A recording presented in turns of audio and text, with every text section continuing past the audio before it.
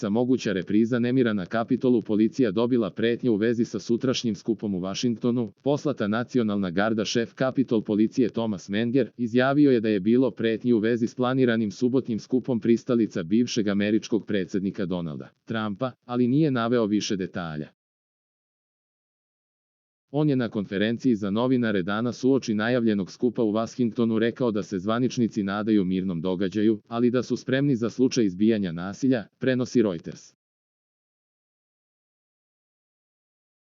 Američki ministar odbrane Lloyd Austin odobrio je zahtev da se 100 vojnika nacionalne garde stavi na raspolaganje policiji kako bi pomogli u zaštiti Kapitola, ako to bude potrebno, a uoči planiranog skupa podrške optuženima za učešće u neredima 6. januara. Policija u Vašingtonu u sredu je saopštila da je zatražila od Pentagona da obezbedi trupe nacionalne garde kako bi pomogle u zaštiti Kapitola 18. septembra tokom zakazanih protesta, ako to bude potrebno.